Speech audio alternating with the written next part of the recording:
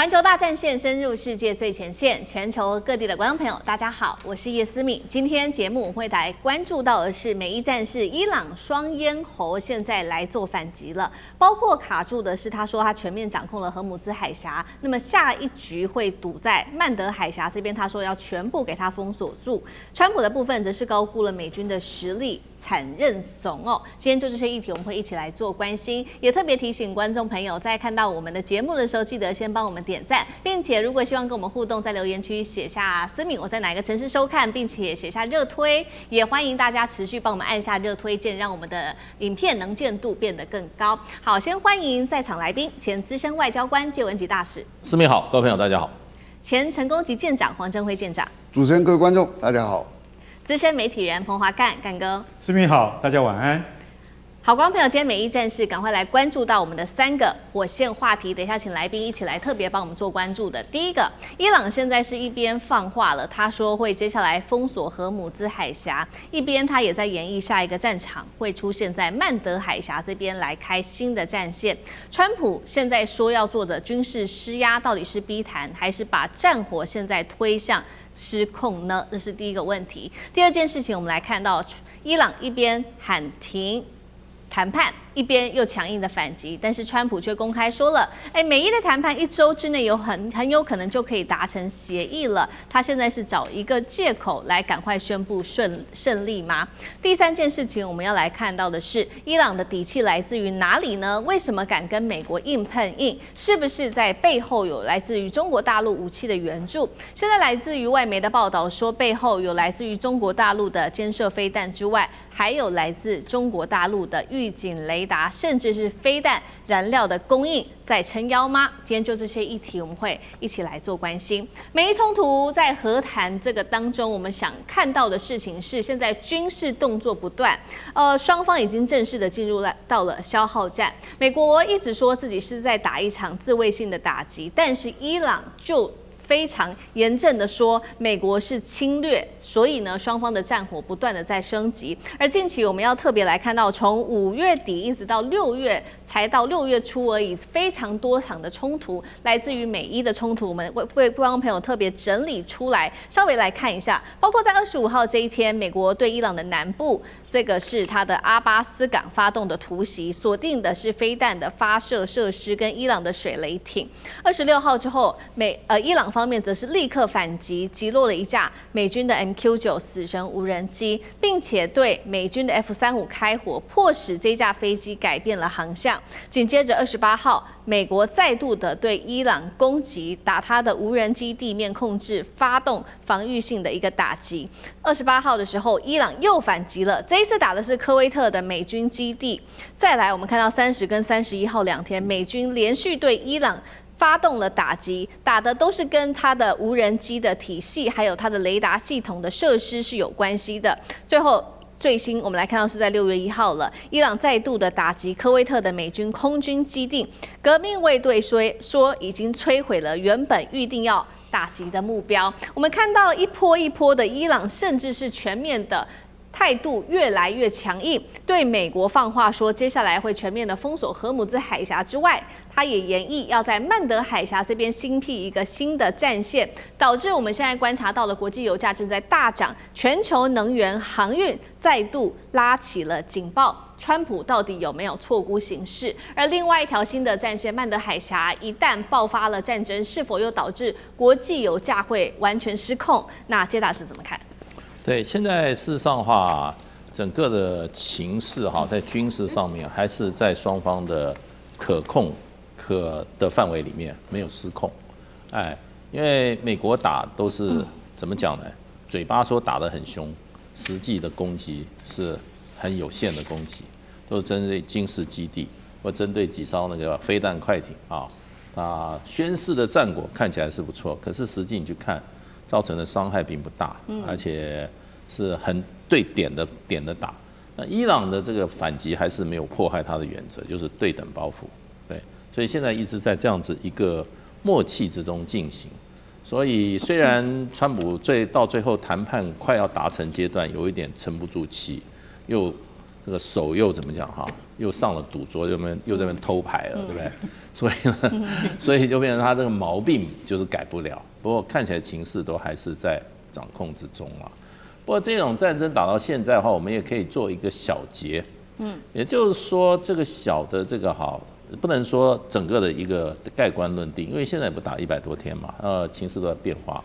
我们就对川普做一个小结的话，那怎么小结法呢？就是说他情报准确，可是他研判错误，因为他的研判就是他对这场战争的预期，通通没有照他的预期发展。比如说，他打完了那个杀掉40几个伊朗的首脑以后，领导成员他说伊朗自己要乱了啊，这个伊朗人民已经全部要起义了，全伊朗多久以后起义了？有没有起义？没有。他认为伊朗这个国家要自行崩溃，没有。然后过一阵子，他说他们弹药已经快没有了他们打不下去了。空军被我全灭，海军被我全灭，然后陆军呢，他这个什么飞弹什么的都90%都没有了。好，最后呢，不管他这个情报准不准确，可是他研判说伊朗快完蛋了。他已经讲伊朗快完蛋已经好几次了，都没完蛋。所以他研判不准研判不准就变成就是说这是他个人的问题了。那我有时候在想说 ，CIA 是不是在搞他？我有时候会怀疑说 CIA 不喜欢他嘛，是不是在搞他？故意挖坑给他跳，要不然怎么跳这么多坑呢？哪有这样子搞法的？又说，哎呀，伊朗现在领导层分裂，他们现在已经分裂，有人要投诚了，有人要把那个干掉，这票那要干一票，有吗？他的那个讲故事能力很强，已经好几种故事，通通没有兑现。所以，我们用理性的来讲的话，是吧？他研判是错误，研判就是你的期待跟未来，你对未来的这个预估就是你的研判，那你是研判错误，还是你自己本来就是喜欢做梦的人？对，做那种白日梦的人。可是做到美国总统怎么会这样？他旁边说实话，一天这些人都不是一些酒囊饭袋啊。有 CIA 有这些美国的职业军人，怎么搞成这样呢？所以我觉得这里面当然统帅要负一切责任嘛，因为所有最后责任都他要做。不过这个过程中，我认为美国基本上这个国家基本上很多地方是怎么讲呢？我觉得包括他们军事思想都落伍了，他没有想到这种超高音速飞弹跟无人机在战场扮演的角色已经是这么决定性了。他们正巧对这2样武器是束手无策，所以呢，这就变成美国养了这么庞大的军队面临新的武器、新的战法的时候事实上就遭到这100天左右的这个对美国军事力量的不断的羞辱。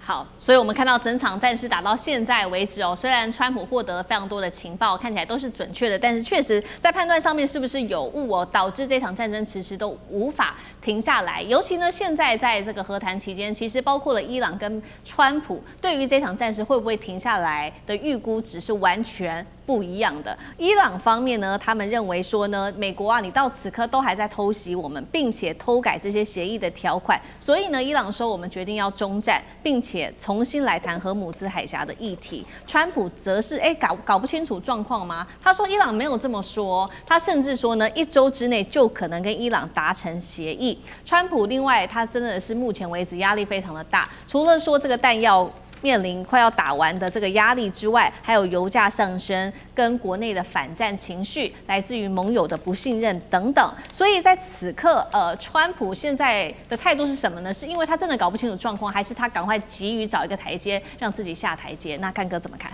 他不会搞不清楚状况啦那老师讲一句，就像大师讲的，他旁边人不是酒囊饭袋嘛，对不对？他只能够装蒜伊朗没这样讲有退出吗？有吗？不会的啦，他不会退出。我预计下个礼拜我们就会有结果，他只好这样讲不然怎么办呢？对，可是实际上，这个战争已经是很不对称了老实讲一句，因为美国的确还在用上一个世代的那个想法在打这场战争，东西都很贵对，你已经看到乌克兰战场上的那个结果了，恐怕下一场战争真的是要这样打法现在普丁跟泽伦斯基2个人不知道打什么，我们也看不太懂。就是说，好像在打一场泥淖的战争。没有决定性的结果。那是未来战争的样态吗？因为你开着几百万美金的坦克出去，那可能开不回来啊。那我干嘛要开出去呢？所以在这种情况底下，伊朗也是这样，它就是不对称嘛。我的飞弹已经被你炸光了，是不是？你知道我地下藏了多少吗？我的飞弹不像你的 ATACMS 没有那么贵，而且我可以得到很多源源不绝的供给，什么从中国来的供给啊，是不是？所以你怎么去猜测？你怎么去防范？然后现在好了，他说，我们还在谈判桌上，伊朗却说，我早已经离开了，我暂时惩罚你，我不在谈判桌上了。为什么？因为你偷改了条文内容，却不让我们伊朗知道。你光看那个裴泽斯基安哈，已经快要失势啊。我就真的觉得伊朗总统也是蛮难干的啦哈。他真的，因为他没有实权。真正的实权在 IRGC 的手上，这就影响到什么？这就影响到说，你要让荷姆兹海峡重新开放通行的可能性，不是在这几天之内能够达成的。而川普要的就是要赶快开放，为什么？因为油价压力太大了。不是已经好像和缓了吗？油价又退回到60几美元一桶了吗？现在又到了96美元了，你知道为什么吗？因为他说，伊朗说，我现在两边封锁，荷姆兹海峡封锁之后，我还要再封锁曼德海峡。大家知道曼德海峡，我们曾经提过，其实阿拉伯半岛的东北方就是荷姆兹海峡，曼德海峡在西南方。沙烏地阿拉伯身为最大的产油国，他说好了，荷姆兹我过不去是没关系，我有一条油管从东边到西边，长达1000公里，我从红海这边出去，就从这边出去。那红海下来要先经过曼德海峡，再经过亚丁湾，就可以出去了，就不理你荷姆兹海峡了啊！我就不受你伊朗的制约了。现在你知道伊朗要干什么吗？伊朗现在联络也门青年行动，来，还有伊拉克的支持他们伊朗什叶派的那个反对阵营说，来，我们准备帮我把曼德海峡给封起来。我跟你讲，沙烏地阿拉伯如果从曼德海峡都出不去的话，那就完了。你知道现在沙烏地阿拉伯也偷偷干呢，他以前都从荷姆兹，对不对？每天送300万桶原油出去，对不对？他现在从亚丁湾出去，每天出去700万桶。那个港口叫盐布港 ，Mbu 叫盐布港，每天出去700万桶。这就是为什么我告诉各位，这就是为什么全球油价没有狂飙的原因所在。盐布港每天出去700万桶原油是沙烏地阿拉伯的，然后一直没有造成油价波动。如果伊朗今天开辟第2战场的话，那沙烏地阿拉伯标准玩完了。玩的话，一桶油就不是美金100块了，而是100多块，甚至到120块。如果到了120块，不是只有沙烏地不要活，是我们也跟着都不要活了。那你要逼伊朗到这个地步吗？如果是，我觉得川普你还是实际一点的，赶快啦，讲出一点有用的东西啊！不要再在那个浓缩铀上面一直坚持啊，那没有用的。对，所以现在最担心的就是第2条曼德海峡这边会不会开辟第2战场，到时候就不会只是影响美国了，包括全球的油价都会因此跟着陪葬进去。现在大家也在看说，那伊朗的底气到底来自于哪里？尤其是在军事的打击上面，除了说这个伊朗方面一直在修补自己的，不管是飞弹库存啊，它的地下碉堡等等，我们看到现在也在说，是不是有来自于中国大陆武器的支援呢？那特别来看到几款武器到底有没有来自于中国？首先外媒做的披露，一共是3款。我们要来看到的是第一个，他说呢，疑似有中国企业透过跨国网路来协助伊朗取得1.2万吨用于弹道飞弹固体燃料的化学原料，可以制造2500枚的飞弹哦。再来就是有没有中国大陆提供的 FN6的监射防空系统，当时美军的 F-15E 就是因为这样遭到击落的。最后是有没有大陆的长城预警雷达，这一款是中国制的 YLC-8B， 那舰长怎么看？大家讨论这个问题啊，第一个你要问2个问题：第一个，中国会不会帮助伊朗？第二个，如果他会帮助，他从什么时候开始，在什么情况下帮助的？那全世界啊，你去查，就反美势力的前3大是俄罗斯、中国跟伊朗。除了他们的跟美国的这种意识形态的对立以外，还有就这3个国家的实力，它的人民的这种强大的这个人民的这个人数，所以前3的还是这3个。那因此，如果你是这3个国家，我说俄罗斯跟中国，你会不会帮助伊朗？如果伊朗现在跟美国在打的时候，你们都在反美，你们当然会帮忙。所以第一个前提，他会帮忙。那什么时候开始的呢？因为以前伊朗是亲美国家，巴勒维王朝，什么时候开始变成反美？1979年伊斯兰革命卫队成立之后，他就开始从亲美变成反美。那因为他变成反美，所以西方国家开始制裁伊朗。那从制裁开始，你说伊朗我能靠谁？他当然掉过头去靠中国，或者跟这个俄罗斯。从那时候开始，他就跟中国建立了许多的军事方面的合作。他基本上他还算有点骨气的，他觉得他买什么东西之后，他一定回来做一个逆向工程，然后接着他就会自己生产。他做了很多东西，你别以为伊朗是一个很落后的国家哦，不是，他也能造潜舰，他也能造重型鱼雷，这2个东西全世界都没有几个能做的。所以那他在从中国获得的支持里面最大的帮助，第一个叫做攻舰飞弹，就是攻船的打那个船灯的飞弹，他从开始 C8洞1、8洞2开始买。从40年前就左进一直到现在都还在做，这是第一个。那他就自己研发他自己的。然后第二个是防空飞弹，红旗2、红旗7，以及监射的那个飞弹，通通是从中国买，然后他自己去研发，去做他自己的。然后还有第3个就是快艇，快艇的这种飞弹快艇技术基本上也是中国去买的，然后去仿造。然后还有水雷，那他也从俄罗斯拿了很多的技术。好比说 Kilo 级潜舰是俄罗斯的，他买了4艘。我们到今天为止，我们都很难造出潜舰，但是伊朗已经可以造出来，就是他其实蛮厉害的。所以你知道中国会不会帮伊朗？会，那一直都在帮。那你说现在伊朗打到现在，其实我有时候会觉得蛮意外的，应该已经被打趴的吧？现在你会发现他比川普还要硬啊！川普说哦，已经让他同意，他都没有。他每次你说有，他都告诉你没有。我讲他的底气哪里来？他底气第一个，大家记住，他的地形是天然的，他的最大的底气，里面高山峻岭，而且你去看他的整个国家四面有一圈叫做铜墙铁壁，就好像如果说你今天要打台湾，你要从我们的东岸上来，第一个上来就是一个中央山脉，你可以占据边边一点点，你怎么样往里推很困难，所以他有一个铜墙铁壁，整整绕一圈哦。真的绕一圈，然后他国家又大，所以美国如果今天一定要打进去，可不可以？以美国的实力可以，但是你去想想，他要死多少人，所以他不会去跟他去硬拼，这是一个。第二个就是真的就是俄罗斯跟中国的资源，而且别忘了这3个国家是贴在一起的，不像美国，美国说有天我来支援日本、韩国，你在哪里？10万8千里之外。这3个国家紧紧连在，所以当他要支援他，就支援他。你说打到现在，他会不会支援他武器？我不敢讲，但是这个资源不是现在才有，一直以来都有。然后你说他支援他粮食这些东西，我觉得是会做的。所以呢，现在我再来看，最后就是有些东西是其实没有什么差异，差不多1.2万吨的那个弹药，这个运到做好飞弹，大概已经是后年了。这个战争早就结束的。所以他的帮助不是现在，而是一直以来的这些技术资源。好，谢谢舰长。那我们休息一下，马上回来。地缘政治、美中之争、战略价值、强权崛起、小国生存，现在与未来洞悉事件走向，掌握世界脉动，全球观点尽在环球大战线。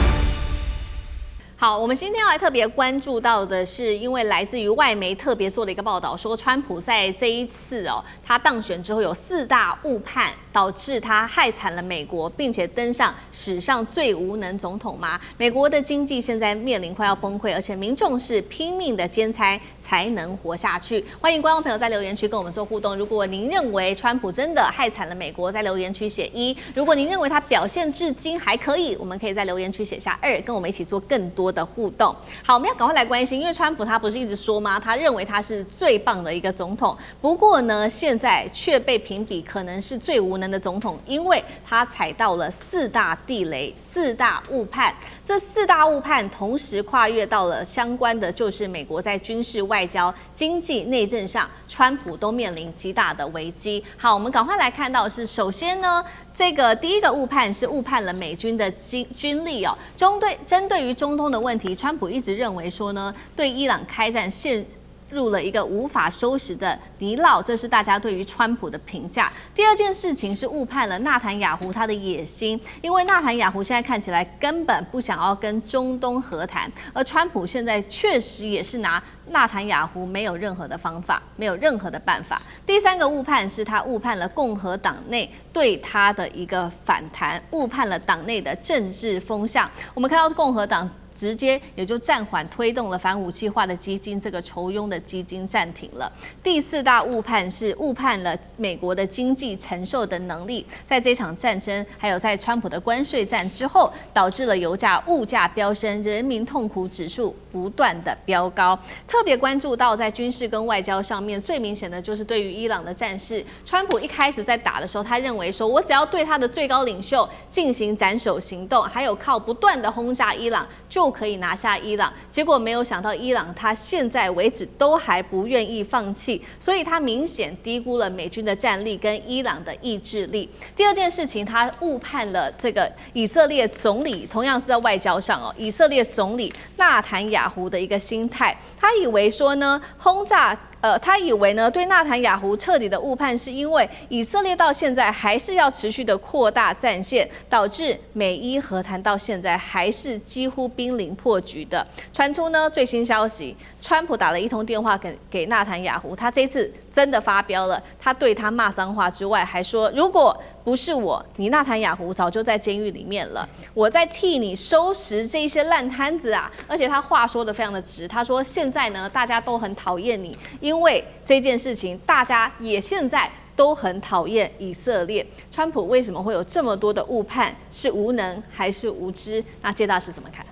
我觉得这个其实答案在他写的那个《谈判的艺术》《交易的艺术》这本书里面。这本书把他的成长过程、跟他的处事经验、跟他的处事逻辑、跟他的基本心态全部写清楚了。川普是第一个，他认为什么都可以谈，那最终都是一个交易。那所以谈判是一切解决一切问题的这个唯一方式。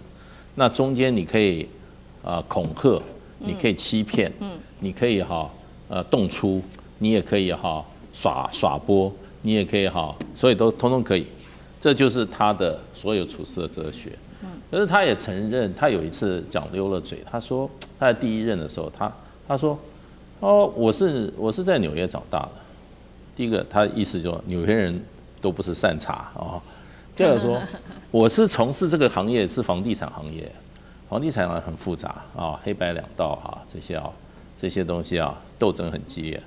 他说，所以他本来认为他是美国有名的恶人了美国人有的人是对自己是恶人是很骄傲的，你知道，你不要以为有人说我是恶人那是他身上的印记结果他讲一句话，可是我到华盛顿才知道，我们跟那些华盛顿的政客来讲，我们差远了。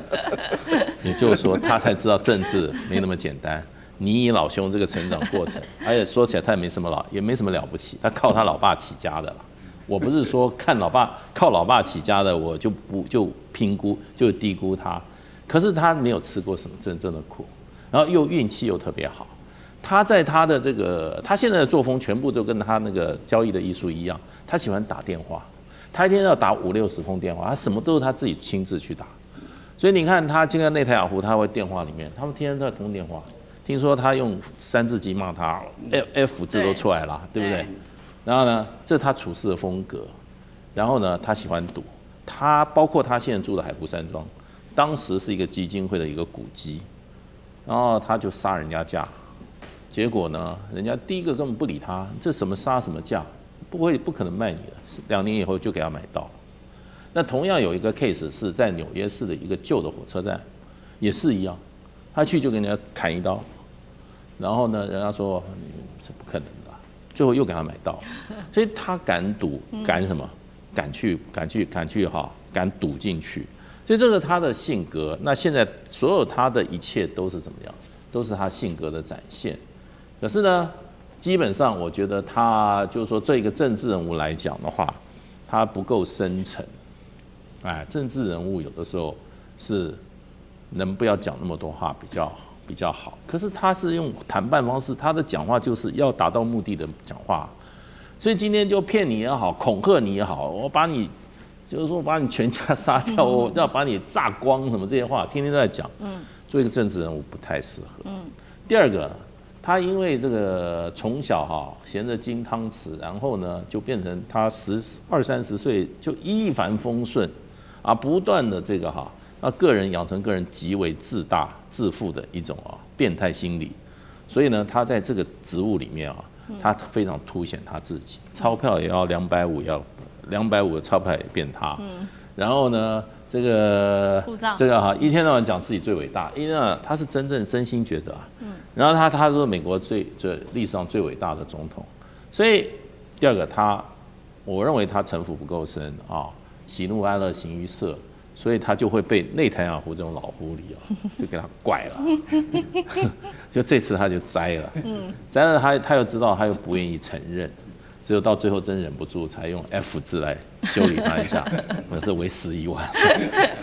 好，所以呢，其实现在呢，不只是美国的民众看不下去，包括了自己家人这个共和党的议员们也都看不下去川普的作风了。尤其呢，之前我们报道过嘛，他先前曾经推出这个17.76亿美元，这个叫做反武器化的基金。这个基金要做什么呢？就是他在这个任内的时候，凡是民众你遭到这些政府的不当对待的人，是可以申请补偿的。结果呢，这个提案一出来之后，不但民主党骂他说这个基金根本叫做 Mega 小金库，连自家共和党议员都反对，包括了呢他在第1任期的这个副总统彭斯也反对这个基金，他说令人深感反感，而且他认为川普你在第2任期的时候真的是做得太离谱了，离所谓的保守派共和党当初所坚持的保守派的这个观念已经离得太远了。那舰长怎么看？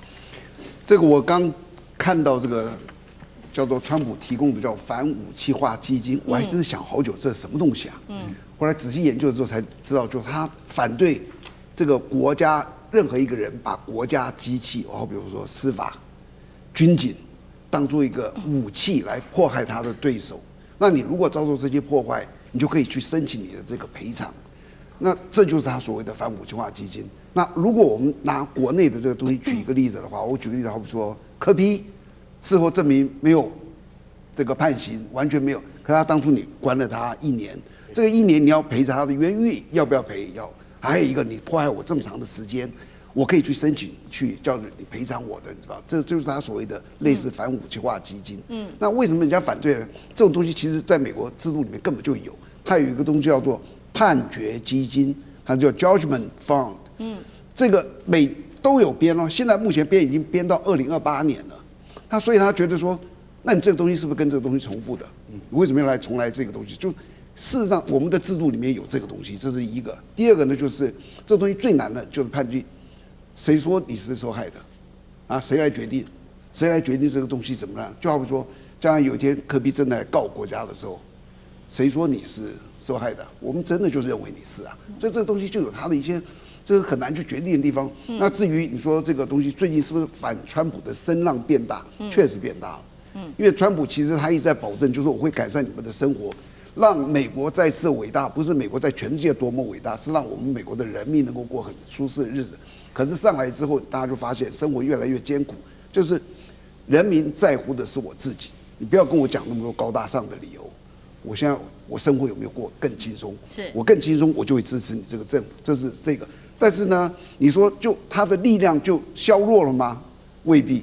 因为叫做川普，他仍然具有一个强大的动员力量。他是一个非常非常异类的人，就好像全世界怎么会有人提出一个反武器化基金？你想都想不到他会想到这个东西。那举一个最简单的例子，就是他仍然很有很大的动员力。德州不是要选一个参议员，参议员就是原来那个人要退了，要有一个人跟他挑战。那这个原来这个人呢，他是2022年当到今天就是共和党的参议员哦，他是几乎要当共和党的在参议院的领导人，他也具备这个资格。这么久了，结果新挑战他的这个人，就第一次挑战就是今年，川普支持他，因为他说他支持 Mega， 所以川普支持他之后，结果5月26日就是第2次选举有一个初选，一个第二次选举完毕之后，川普支持的这个人拿到了64%的选票，而这个很资深的大佬只拿了36%，你就从这知道，你知道，川普的动员能力还是很大的。就光这个东西，你就知道敢离开他的共和党人哦，不多。好，所以我们也看到说，到目前为止确实啦，在整体来看起来，川普的动员力跟他在整体的共和党的影响力还是相当大的。但是呢，我们也看接下来下半年即将要看到的就是期中选举。那现在大家也在关心说，会不会经济议题成为压倒川普的最后一根稻草？尤其是呢，我们特别帮观众朋友整理出了许多具体的数据，是美国现在人民正在承受的数据哦。那现在美国的 K 型社会真的越来越严重，当然了，有钱的更有钱，那穷的更穷。尤其先来看到美国的求职平台，这个叫做 ZipRecruiter 做了一个统计，在去年35%的美国人民竟然是有兼差的。一方面，他们也担心随时被裁员，会入不敷出。再来就是我们来看到旧金山，它的物价实在是太高了。有一个具体实例，是一位医生呢，他的年薪高达了37.5万美元，换算新台币1000多万元的年薪。没想到他也开始找兼差的工作。那他也说，其实类似他这样的医生，大约40%的医生都有做第二份工作。再来，公立学校的老师压力更大了。70%的公立学校老师有一份兼职的，有一份自己的工作之外，还做兼职。他们可能是开 Uber 的，也有可能去送外送，或者是餐厅员工、油漆工等等。干哥怎么看？难以想象吧？这个案例比较特殊哈，那在旧金山哈，物价非常高。那这个医师年薪新台币1100万，照理讲的话，他根本不需要做什么副业兼差，对不对？37.5万美金的年薪，还需要做兼差吗？要，你知道为什么吗？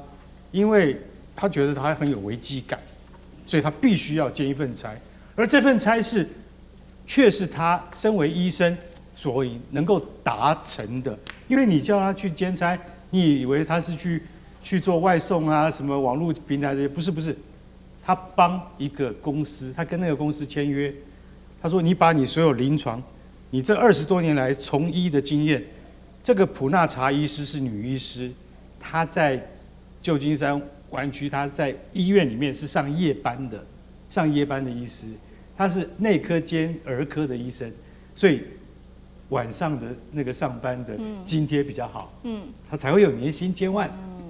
然后呢，你把你这20年来所有的案例你调资料，你把它写出来，我丢进 AI 里面去，然后把它数据化，我就可以成为我们公司在推行这个医疗保险的时候很好的依据。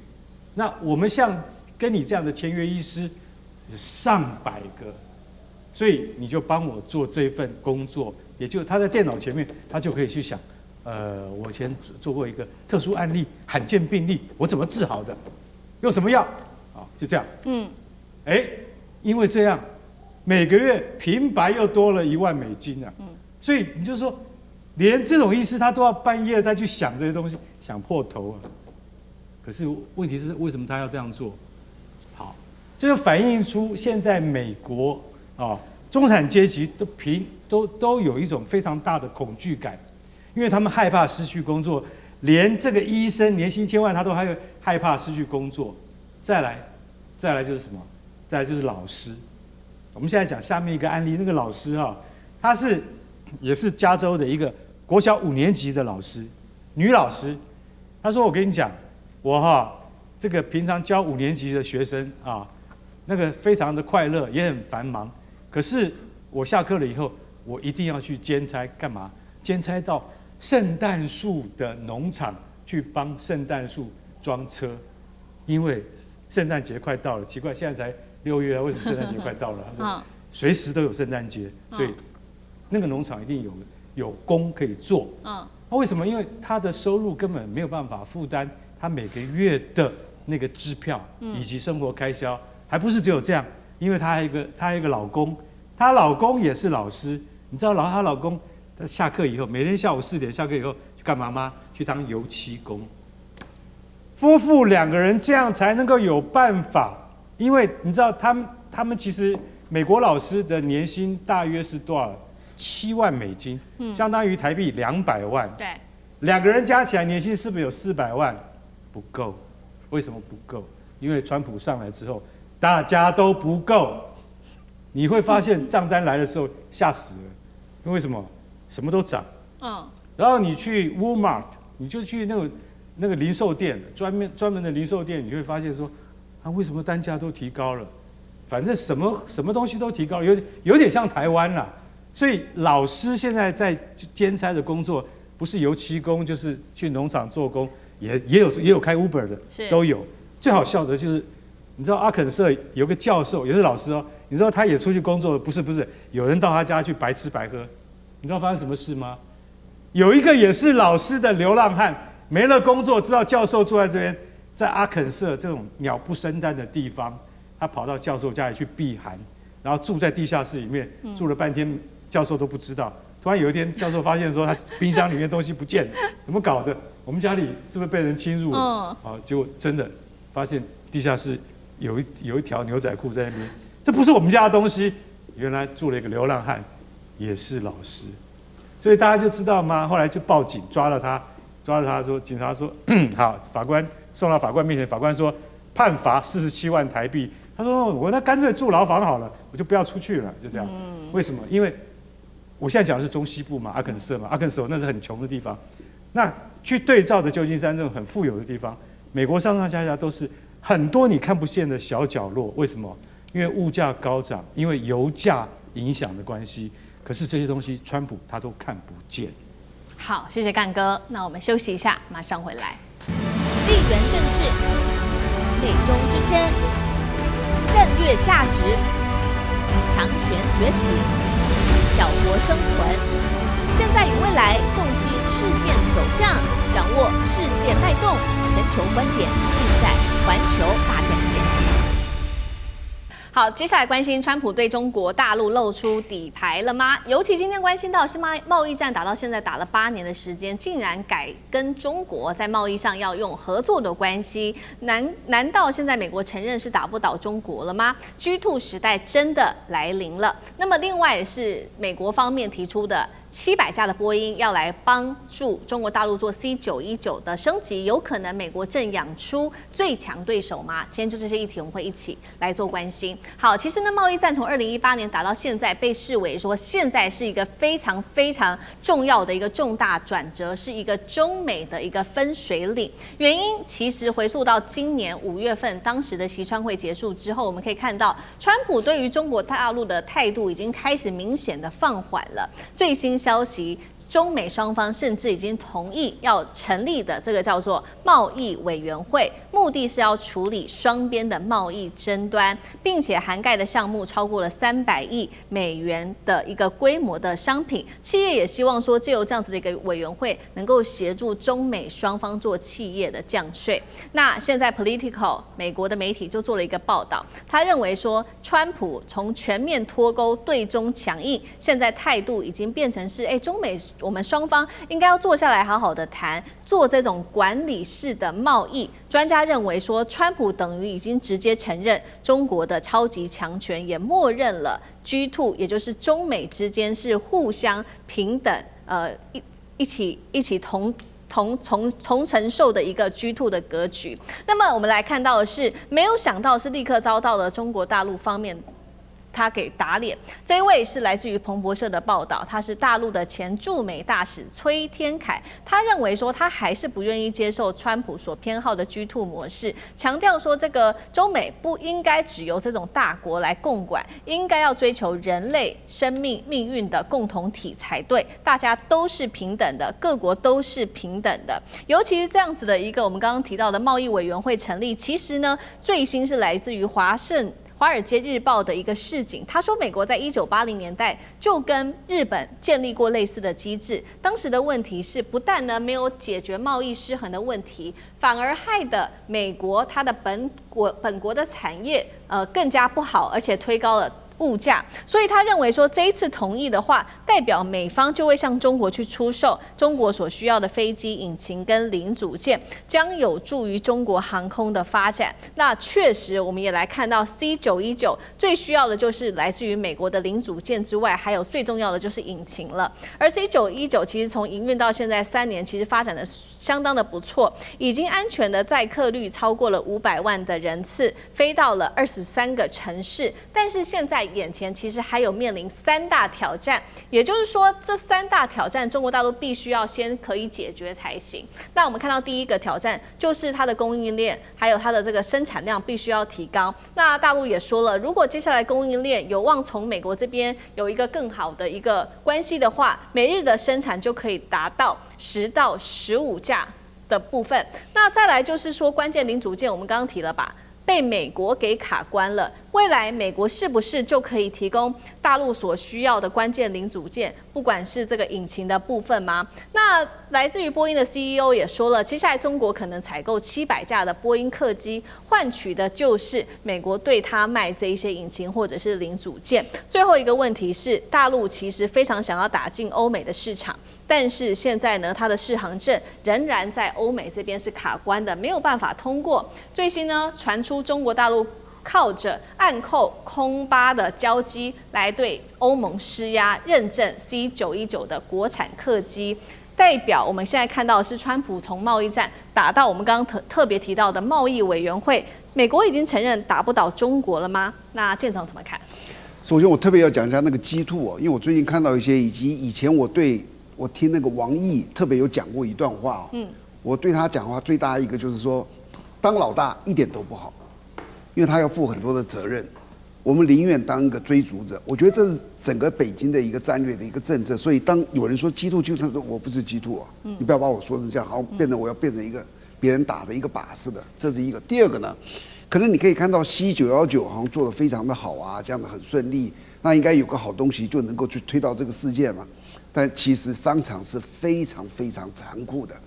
就讲飞机，我举例子给你听，很久以来，这个全世界只有2个大公司可以，一个波音，一个空巴嘛，做这个大型航空公司。可是就没有别的国家可以吗？加拿大就有一家叫庞巴迪，庞巴迪它是做小型的，所以他一直在做卖小型的时候，没有人理他。后来想说，我既然做小型，我为什么我也能做大型的啊？那我做大型的不就可以开多一个市场吗？他就自己去做研发了，然后研发到2016年的时候，他上市了。他一上市呢，达美航空当时立刻就订了125架，就他所有签证都过了。那所有人都在想说，哎呦，庞巴迪要站立这个，结果第一个是美国波音立刻控告反倾销税要加40%，对不对？你觉得40%好贵，对不对？美国政府说你太小看我们了，他给他抽了300%，他一架都卖不出去，没人敢买他的。结果你猜怎么样？他说这样子好了，你跟我们合并。那庞巴迪这个加拿大人，他是美国的亲兄弟啊。加拿大人想说，你就是你们空巴害我们的，打死我不跟你空巴签。我说对不起，波音签，美国的波音嘛害他的，他就跑到欧洲去跟空巴签。你知道空巴买了他51%的股权，51%的股权哦，你猜花了多少钱？1块钱美金。你觉得不可思议吧？如果你不卖，是不是？你这整个生产线全部要停掉，整个就是一个浪费。所以他为了要维持他49的还有一个价值在，所以他就卖了。然后卖了之后，这个空巴就变成 A220，就是现在的空巴 A220。卖到今天，他卖了1100架。然后卖了几年之后，空巴就跟他讲说：“这样好了，你也只是一个49，你根本没有决定权呐，我给你一笔钱。”你退出去，他为了建立这条生产线，不晓得几十亿啊，最后空巴付了他6亿买断，整个生产线他都买走了，所以你就知道，这些都是美国的自己人，你知道？那你想想看，中国不是因为他是中国，他是这样，那中国他更要打，那是因为什么？因为这就是商场，有你无我。我会尽一切的手段打你。那像现在你可以看到，好像说很多东西遇到困难，因为中国够大，而且中国的内需也就够大，所以你很难把它打垮。但是美国改变的不是目标，还是要打你，但是他改变的是手段。他开始用刚刚你这说这个制度啦，联盟啦，这个高阶的这些什么技术啦，卡你，让中国的崛起会更慢，成本付得更高。好，所以同样的问题也特别请教大使，那大使有怎么看？刚刚说这个新的贸易委员会，这个等于是美国自己制定的制度，到底会对于接下来 C919的这个技术完成升级，还是可能陷入更大的危机？大使怎么看？其实我听过中国商飞高层说，就是说 C919采用外国零组件啊，尤其引擎啊，它是一种商业的考量，不是技术考量。因为中国大陆现在自制的引擎也已经有了，叫长江1000。事实上的话，它没有用的原因，就变成他希望这个 C919啊是一个联合国的产品，也就是说，这个飞机卖出去，中国分到钱，美国也分到钱，欧洲也分到钱。所以飞机最重要的是什么？是这个引擎嘛。那引擎的话，现在用的是美国跟法国合组公司的生产的引擎，叫 LEAP 啊 ，LEAP 引擎，这是美法合制的。所以我每卖一架 C919的话，美国也赚钱，法国也赚钱。原因是什么呢？就是要得到你的适航证，因为这个市场别人不会让你进去的。如果你开发的新飞机，你要抢我市场，对不起，美国、欧洲一起联合把你干掉。所以他一开始就让美国、欧洲的产品结合在这个飞机上。那它航电系统也是欧洲的，是因为德国跟美国的。然后呢，起落架也是德国的起落架。然后呢，所以有人说这个 C919大概自制率大概不到50%，不到50%。那中国方商飞的负责人，我也是听他们在记者，他这是我们的行销考量，并不是中国不能做，因为中国可以做的证明就变成就是这个运20那个推力引擎推力绝对可以起飞 C919。那这个飞机能不能在世界上变成跟这个空巴跟波音一样竞争，需要很长时间。它今天不飞，美国跟欧洲的适航证不发给你，不是只有美国市场飞不进去，而是外国飞机要飞美国市场，它也不会买你的 C919。新加坡航空它买你 C919，它的飞机飞不进美国，或者929，它干嘛买你的飞机？所以这两个国家的适航证很重要啊，欧盟又是一个整体啊，所以就变成就是说，这个是一个他不得不已的妥协。那中国大陆这一次，事实上 C919它是一个长期的一个举国的力量，它有计划一步一步往前推。那这架飞机事实上它只能飞4000公里啊，它是属于城际间的所谓的载体客机。现在有宽体客机，宽体客机就是美国的787，波音787，波音777啊。欧盟的呢，欧洲的就是 A350啊 ，A350系列都是广体的，那要飞1万多公里啊！你今天要跨太平洋飞，你这个 C919飞不过去了。所以中国大陆是要靠 C929，929的话，大陆现在还没做出来。然后919的话，现在是已经在商飞阶段，对不起，全部是中国航空公司在飞，没有一家外国航空公司在买。那它要累积了它的安全系数、安全的记录，不是给你1-2年哦，你可能要花10几年哦。安全，没问题。然后呢，人家也不会挖坑给你跳。我用你美法合制的引擎，你再说我不好，不好是你引擎做不好。所以这个东西它就用了很多的策略在里面。那不管怎么样，在中国大陆还没有 C919，现在我是不能说引进还没有了，还没生产啦。C929没出来，C919一年造不到100架，所以中国的民航还要大量依赖美国，要美国跟欧洲。所以川普说，大陆说500架绝对可能啊，这次只是先买200架，别你讲话又不算话，我9月去了又让我难看，所以我那个9月再给你100架。然后到年底看看你表现不错，再给你100架。明年3月说很乖，再给你100架，凑500架嘛，就这样子啊。那么你中间川普这个人说变就变啊，所以这个是拿住你。所以中国大陆对美国跟欧盟的这个飞机，它的依赖性起码在未来的5年是不会消失的。那也这是中国大陆拿来跟欧盟跟美国打交道很重要的一个筹码。那美国说扣这个引擎技术哈。据我了解啦，我不晓得那个 Wall Street Journal 怎么讲。美国是扣波音飞机引擎的，因为中国大陆大部分是很多航空公司用波音飞机的引擎，美国是扣波音飞机的引擎零件的，所以今天波音被害成这样，他怪美国政府啊。好，所以没错，我们看到这个 C919来自于这个包括了美国跟法国，它的这个零组件还有它的协同，也是中国大陆它的一个行销的一个手段之一。为了拿到这个适航证，然后也可以把它的飞机迈向国际去做发展。同样的问题，那干哥又怎么看？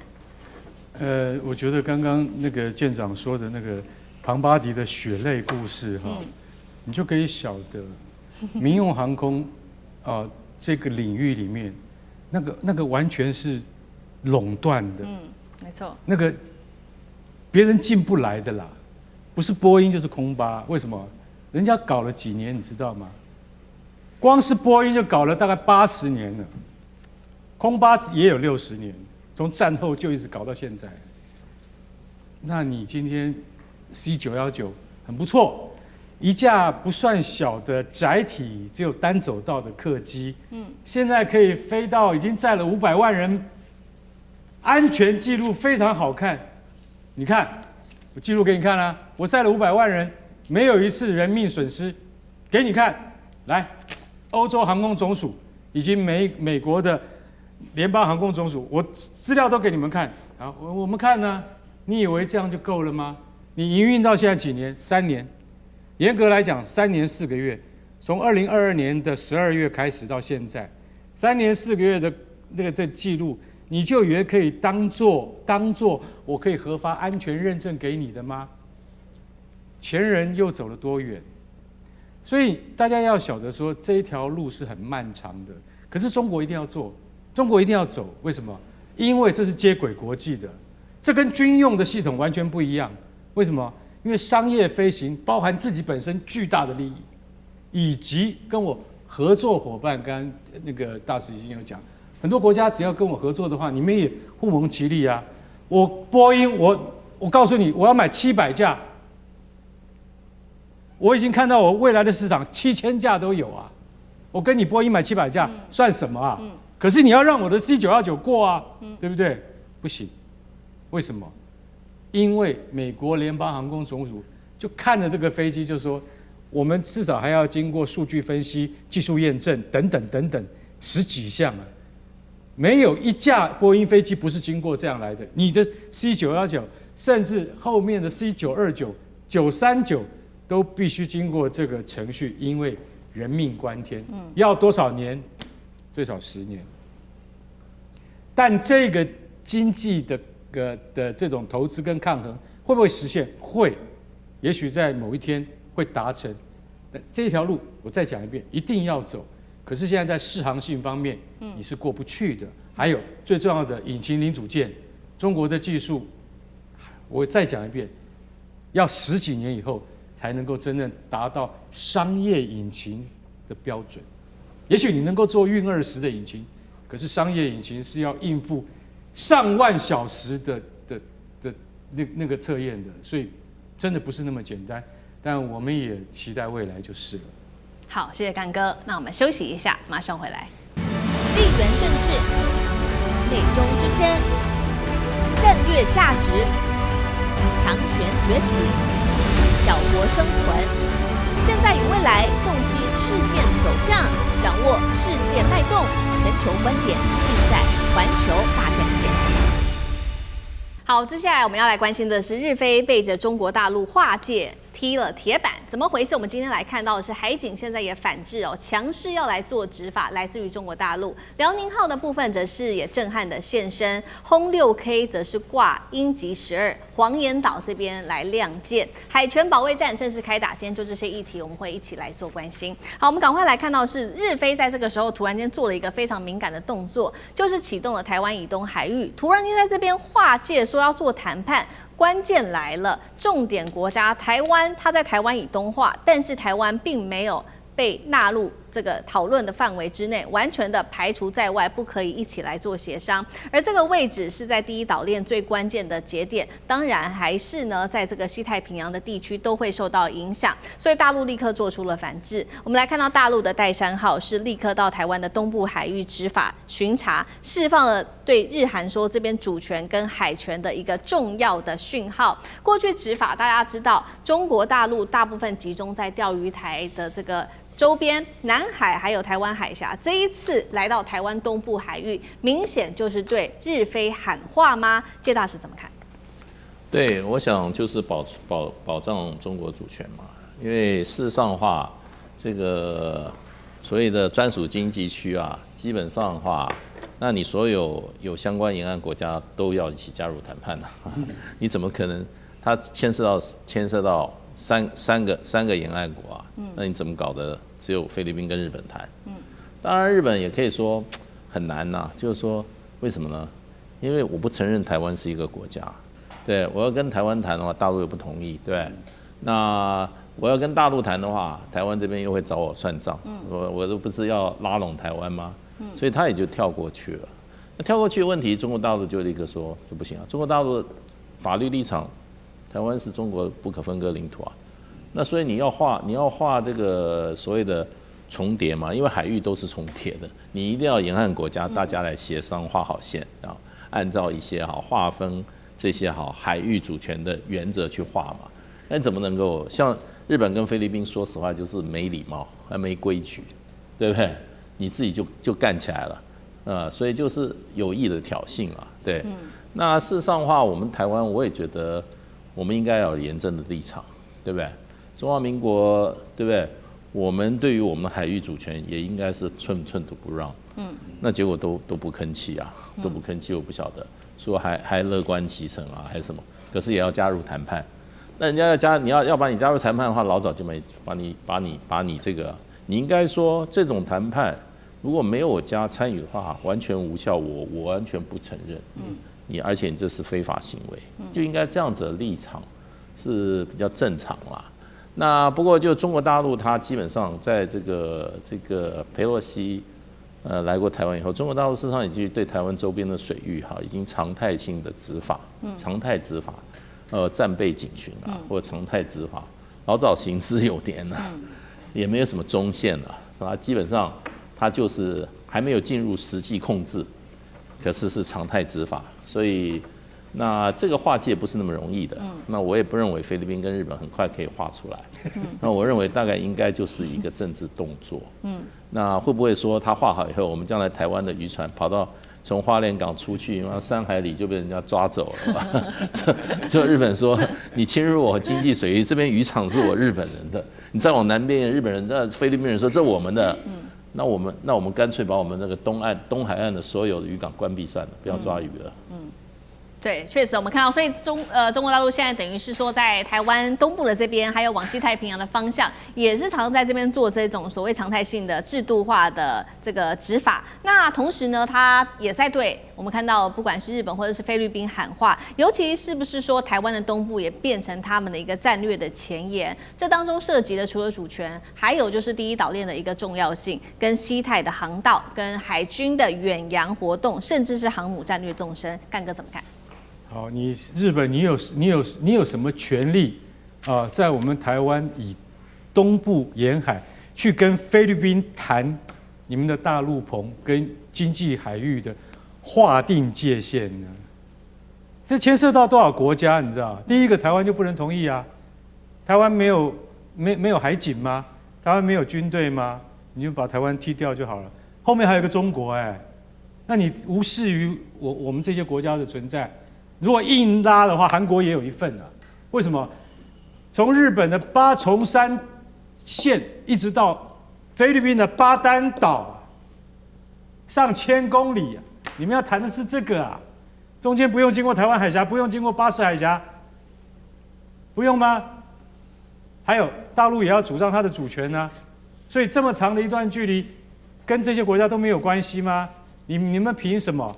我讲的再直接再露骨一点，你们是因为冲绳以及宫古岛海域所以让你们的经济海域划设可以到达跟菲律宾有可能重叠的地方，这些都是固有中华民国中国人的领土啊，对不对？这跟你菲律宾什么关系？跟你日本什么关系？讲到这个，我们就一肚子气，对不对？一点关系都没有，你凭什么？所以为什么中国海警的岱山舰，他今天特别到台湾东部海域200公里以外去那边告诉你说，我就是来给你看的，好不好？我后面有075等着，那个叫安徽舰，安徽舰就不是我们这种船了。我这个岱山舰2000多吨而已，等一下我后面还有更大的，我后面的压阵的将军叫做兆头级12000吨。我讲到这个海警船哦，我就真的很有感。10年前哦，我们那个时候拿出那个日本最权威的世界的舰船杂志在看的时候，那时候一看到哇，日本即将要下水，全世界最大的6500吨级的秋津岛号海洋巡视舰，哇，这个船比美国最大的海洋巡护船还要大1倍啊！10年之后，中国的12000吨出来了，比你秋津岛号大1倍。所以你去怎么去判断国力？从这里面你就可以看得出来，光是在海警这方面的实力，日本你早就不是中国的对手。现在你还要跟我讲怎么样画大陆棚、画经济海域的界限，跟一个完全没有海军的国家、跟海警的国家叫菲律宾谈，完全无视于台湾跟中国的存在，你简直在讲笑话。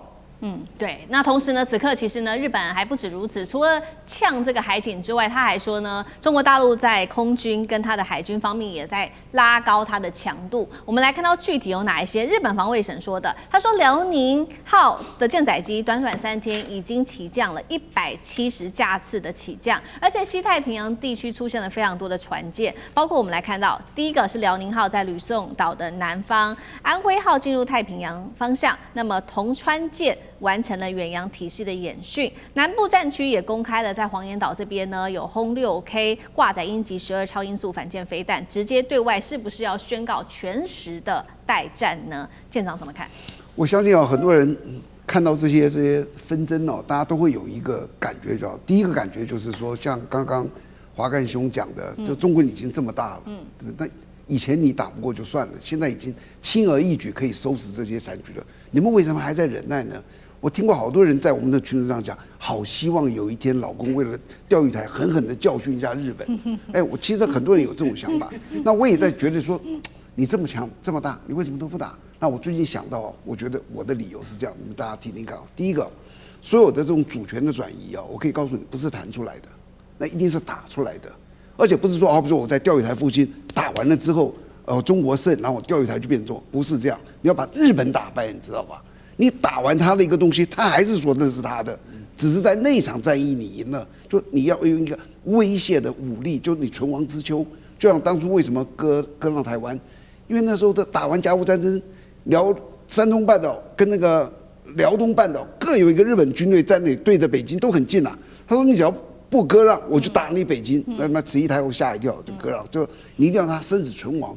那除了这之外，那我们今天可不可能叫北京说为了钓鱼台或者为了到南海的几个岛跟他们打一仗，然后大家就觉得你打那么小的小朋友，不是在国际间你的名声会很差吗？那这样子好了，我也不打你。他们现在做的其实都是这样：第一，我持续的在外交上宣称你是我的，钓鱼台是我的，这个岛是我的，台湾是我的；第二，我持续用我的兵力在这里绕，证明我拿实际行动说我有能力拿下这东西。他就第一个我宣称，第二个我实际行动做。那你可能跑掉吗？台湾可能跑很远吗？不可能啊。那我只要不打，你敢打我，我就打你。这是他表现出来的。只要你不打我，就是这2招：第一，我宣称；第二，我持续派兵力。像钓鱼台去年365天，他派了什么355天还是多少？就他天天去，你要跟我耗吗？那到最后完毕了之后，我稳定再发展10年、20年，我的经济上来，我可以告诉你，只要他经济再打现在的1倍，很多问题都可以用时间解决，不是打出来的。到时候，差不多台湾一看，哇！